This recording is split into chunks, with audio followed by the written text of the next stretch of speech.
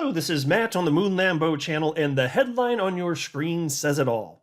Ripple vs. SEC. Court grants plaintiff's request for extension of time. So, everybody out there, wait longer. Judge has approved another lawsuit delay. Surprised, right? No. I don't think anybody's surprised. There's been so many delays. And also, I didn't know that this was potentially going to happen. But on top of this, Ripple's attorneys, for the individual defendants, they actually filed a request for extension themselves for 2 weeks, which would lead out until April 8th.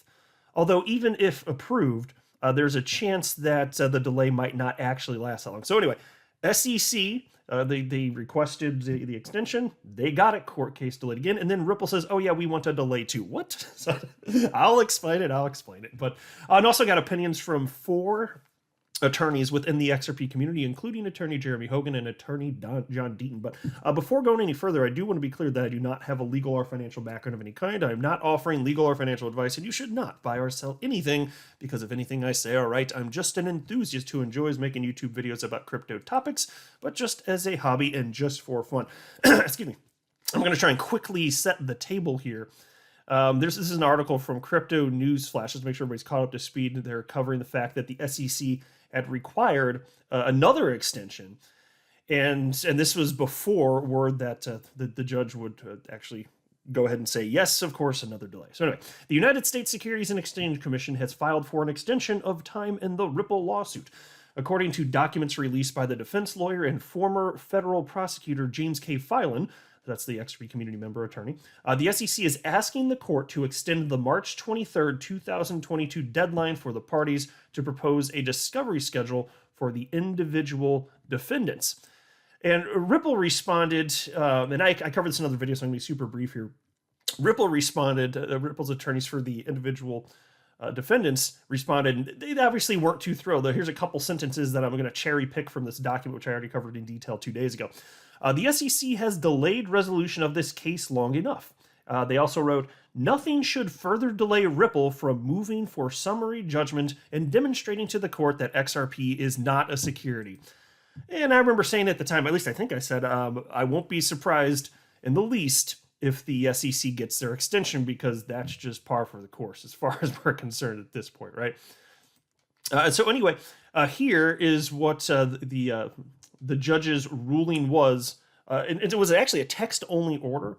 And so I'm not sure what the platform is, but it comes through as a text-only order rather than being some sort of detailed response on formal letterhead and all that jazz. But here's what Attorney Filan shared. He wrote, the SEC's request for an extension of time was granted in a text-only order. It stated, quote, the SEC shall inform the court of its position on whether any additional discovery is required within a week of the filing of the individual defendant's answers. The parties are directed to meet and confer as to a briefing schedule for summary judgment motions. The parties shall submit a joint proposed schedule for the court's approval no later than 1 week after the SEC submission. That's the end of the quote. And then Attorney Filan continued and he wrote the following. So it appears that the individual defendant's answer is due April 8th, 2022. The SEC's position on additional discovery is due on April 15th, 2022, and the joint proposed scheduling order is due April 22nd, 2022. Now, the filing of the individual defendant's answer is the triggering event. When the answer is filed, even if before April 8th, the date the answer is filed starts the 2-week clock running for the filing of the SEC position on discovery and the joint proposed scheduling order. So there's certainly a chance this could happen. I don't know, and you'll see with the separate, there's a what Ripple's attorneys filed today. You'll circle around back to this topic, but it does depend on whether or not Ripple's anywhere near having their response prepared, because if it comes out tomorrow, hey, clock starts ticking, this is less of a big deal. Attorney Jeremy Hogan shared the following thoughts on this topic.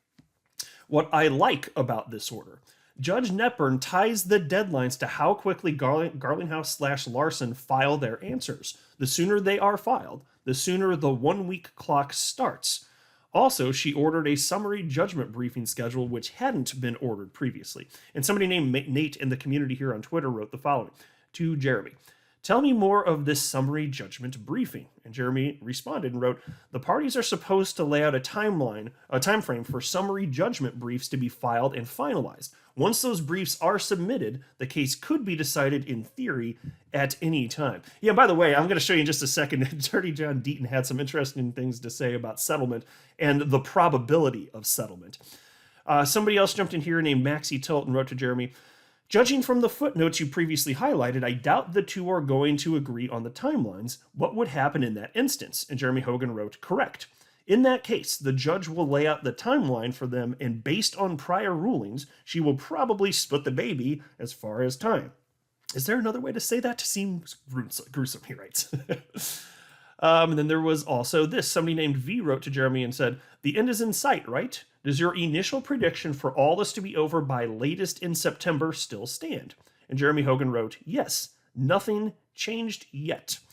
It's obvious Ripple wants to have it briefed and ready for the judge to decide the case this summer. It's also obvious that the SEC will say that they can't be ready that fast and try to push the briefing schedule back. And so that would be also par for the course.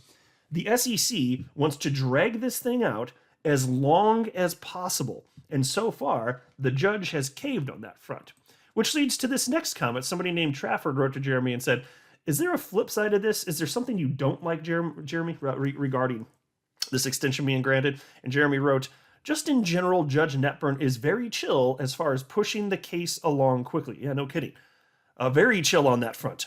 Doesn't seem to mind delays at every twist and turn, unfortunately. And then there was this. Here's what Attorney John Deaton had to say about this. This extension is a big deal in form, but not in substance. We all would love to see denied. Technically speaking, it's understandable why it was granted. The SEC really doesn't need to see the answer to decide whether more discovery is needed, but that's usually how it's done. It's a big deal to people because it's another delay by the SEC. Practically speaking, however, it won't delay the case much at all. I wouldn't be surprised to see Brad Garlinghouse and Chris Larson's answers filed by the end of this week.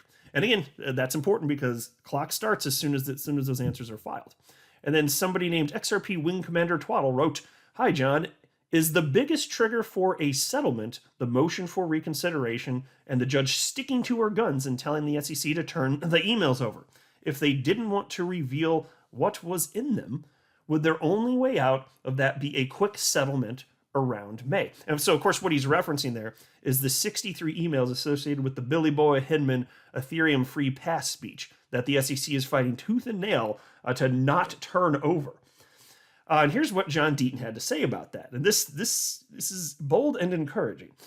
He wrote, when I was on Link 2, I predicted a settlement within 90 days from the day they're ordered to turn over the 63 emails with the draft speech and Roisman meeting notes. I stand by that prediction because the SEC will never want to turn over those documents, even if sealed from the public. So if that January, I think it was January 13th ruling from the judge, if she ends up standing by that ruling saying, SEC, you must hand that over from the day that is reaffirmed, and we should be getting an answer on that any day now. From the moment that's reaffirmed, assuming that's what happens, Attorney John Deaton saying, clock starts there, 90 days. His prediction is that 90 days from that point in time, we're going to see a settlement. So, and you can understand why, right? Look, we don't know for sure what's in those emails, but what are the odds that not one person said, well, what does this mean for XRP? Or if they said something like Ethereum and XRP are kind of similar in these ways. If there's any sort of uncertainty or any sort of sentence in any of those emails referencing, hey, there's market confusion, that would just destroy the SEC's case. So there's a reason that Attorney Deaton here is making this bold prediction. There's probably something in there. It's speculation. I'm speculating on it. He's speculating on it. Perfectly reasonable, though. And why? Why are we speculating so strongly? Well, because I haven't seen the SEC fight harder to stop anything from getting into the hands of Ripple. Nothing more so than this. There's something damning in there. There's got to be something completely ridiculous in there. All right, now check out this. This is from Attorney Filing. The individual defendants have filed a motion for extension of time until April 8th, 2022 to file their answers to the SEC's first amended complaint. And so here's the document on your screen. I don't need to read it, but just note that the request needed a 2-week extension from March 25th to April 8th this year. And Attorney Filing also wrote, the SEC and the individual defendants discussed an April 8th deadline for filing the answers, and the SEC noted that in its motion. But nothing was filed officially asking to set that date. So procedurally, this cleans that up, but nothing prevents filing the answer sooner. Yeah, so this shouldn't be a surprise that this also is still actually not the end of the world, and the answers can be filed again as soon as attorneys for Brad and Chris are ready. So in theory, they could have just had this ready beforehand, and then there would be really just no need for any sort of extension whatsoever. And so somebody named Robert wrote to Attorney Filing and said, why bother filing for the motion for extension? I thought they had until the 8th anyway. And then somebody named Sherry within the community wrote, it was an implied date that hadn't been in writing, which needed to be made legally official, which is basically what Filing said in that last tweet I just shared, but he did respond also and said, Sherry is correct. They were just making sure the docket was correct and complete regarding due dates. No unforced errors. And then Attorney Fred Rispoli, a member of the XRP community, responded to Attorney Filing, and he shared his opinion, and he doesn't seem too happy. He wrote, honestly, this is the first time I've been disappointed in Ripple lawyers. Not harmful in any way, but the new complaint was not getting stricken and could have had answer locked and loaded. Only excuse is if Ripple didn't authorize lawyers to bill for that, which I doubt.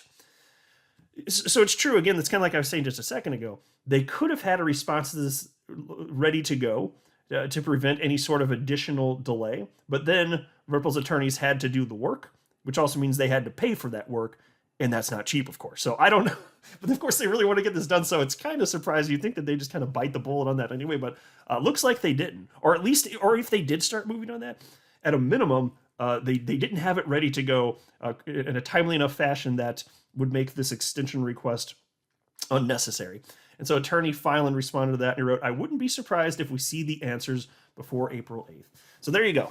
Looks like if this case is fully adjudicated, Attorney Hogan still stands by the fact that this, in his opinion, isn't going to change when the case ends, assuming that this does go to summary judgment. And so that would be potentially September. I think he had previously highlighted that it could be as late as like the second half of November, though.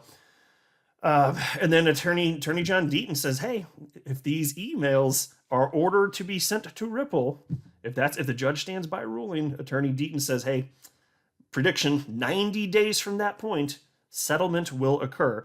And if that happens, my understanding is that those documents, they won't have to be sent. So we'd never know what's in them.